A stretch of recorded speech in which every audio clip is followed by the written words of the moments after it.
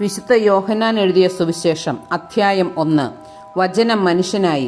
ആദിയിൽ വചനമുണ്ടായിരുന്നു, വചനം ദൈവത്തോടു കൂടെ ആയിരുന്നു, വചനം ദൈവമായിരുന്നു. അവൻ ആദിയിൽ ദൈവത്തോടു കൂടെ ആയിരുന്നു.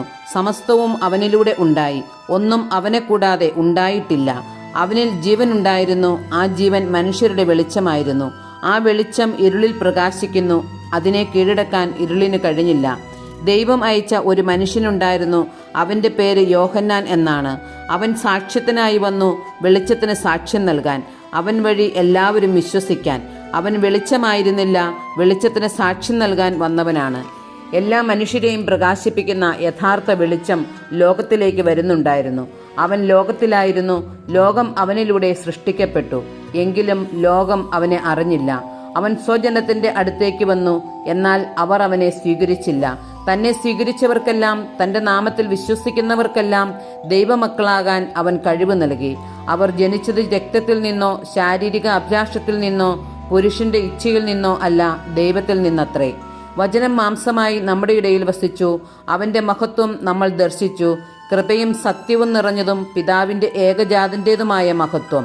യോഹന്നാൻ അവന് സാക്ഷ്യം നൽകിക്കൊണ്ട് വിളിച്ചു പറഞ്ഞു, ഇവനെപ്പറ്റിയാണ് ഞാൻ പറഞ്ഞത്. എൻ്റെ പിന്നാലെ വരുന്നവൻ എന്നേക്കാൾ വലിയവനാണ്, കാരണം എനിക്ക് മുമ്പ് തന്നെ അവനുണ്ടായിരുന്നു. അവൻ്റെ പൂർണ്ണതയിൽ നിന്ന് നാം എല്ലാം കൃപയ്ക്കുമേൽ കൃപ സ്വീകരിച്ചിരിക്കുന്നു. എന്തുകൊണ്ടെന്നാൽ നിയമം മോശ വഴി നൽകപ്പെട്ടു, കൃപയും സത്യവുമാകട്ടെ യേശുക്രിസ്തു വഴി ഉണ്ടായി. ദൈവത്തെ ആരും ഒരിക്കലും കണ്ടിട്ടില്ല. പിതാവുമായി ഗാഠബന്ധം പുലർത്തുന്ന ദൈവം തന്നെയായ ഏകജാതനാണ് അവിടുത്തെ വെളിപ്പെടുത്തിയത്. സ്നാപക യോഹന്നാന്റെ സാക്ഷ്യം. നീ ആരാണ് എന്ന് ചോദിക്കാൻ യഹൂദർ ജെറുസലേമിൽ നിന്ന് പുരോഹിതന്മാരെയും ലേവ്യരെയും അയച്ചപ്പോൾ യോഹന്നാന്റെ സാക്ഷ്യം ഇതായിരുന്നു, ഞാൻ ക്രിസ്തുവല്ല. അവൻ അസന്നിഗ്ധമായി പ്രഖ്യാപിച്ചു. അവർ ചോദിച്ചു, എങ്കിൽ പിന്നെ നീ ആരാണ്? ഏലിയായോ? അല്ല എന്ന് അവൻ പ്രതിവചിച്ചു. അവർ വീണ്ടും ചോദിച്ചു, എങ്കിൽ നീ പ്രവാചകനാണോ? അല്ല എന്ന് അവൻ മറുപടി നൽകി. അവർ വീണ്ടും ചോദിച്ചു, അങ്ങനെയെങ്കിൽ നീ ആരാണ്? ഞങ്ങളെ അയച്ചവർക്ക് ഞങ്ങൾ എന്ത് മറുപടി കൊടുക്കണം? നിന്നെക്കുറിച്ച് തന്നെ നീ എന്തു പറയുന്നു? അവൻ പറഞ്ഞു, യേശയ്യാ ദീർഘദർശി പ്രവചിച്ചതുപോലെ കർത്താവിൻ്റെ വഴികൾ നേരെയാക്കുവൻ എന്ന മരുഭൂമിയിൽ വിളിച്ചു പറയുന്നവൻ്റെ ശബ്ദമാണ് ഞാൻ. ഫരിസേയരാണ് അവരെ അയച്ചത്.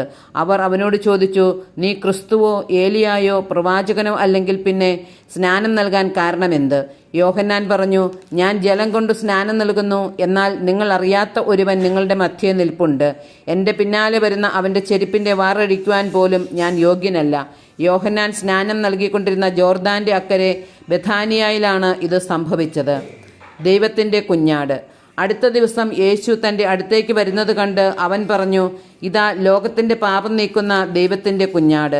എൻ്റെ പിന്നാലെ വരുന്നവൻ എന്നേക്കാൾ വലിയവനാണെന്ന് ഞാൻ പറഞ്ഞത് ഇവനെപ്പറ്റിയാണ്. കാരണം എനിക്ക് മുമ്പ് തന്നെ ഇവനുണ്ടായിരുന്നു, ഞാനും ഇവനെ അറിഞ്ഞിരുന്നില്ല. എന്നാൽ ഇവനെ ഇസ്രായേലിന് വെളിപ്പെടുത്താൻ വേണ്ടിയാണ് ഞാൻ വന്ന് ജലത്താൽ സ്നാനം നൽകുന്നത്.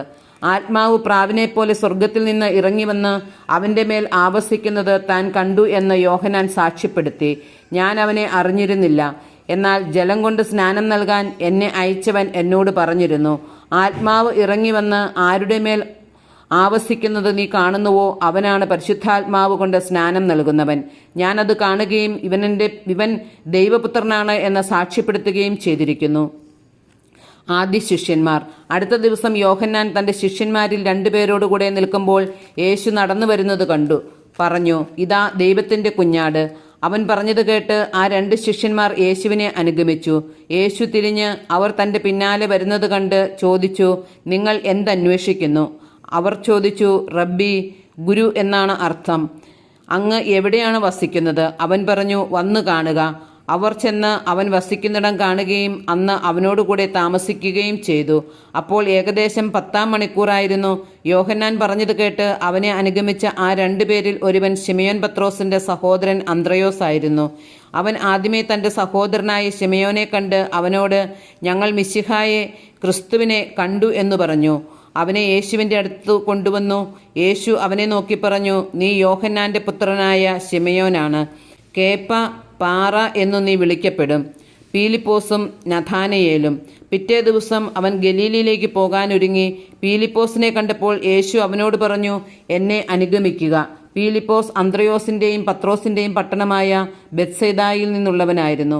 പീലിപ്പോസ് നഥാനയേലിനെ കണ്ട് അവനോട് പറഞ്ഞു, മോശയുടെ നിയമത്തിലും പ്രവാചക ഗ്രന്ഥങ്ങളിലും ആരെപ്പറ്റി എഴുതിയിരിക്കുന്നുവോ അവനെ, ജോസഫിന്റെ മകൻ നസ്രത്തിൽ നിന്നുള്ള യേശുവിനെ ഞങ്ങൾ കണ്ടു.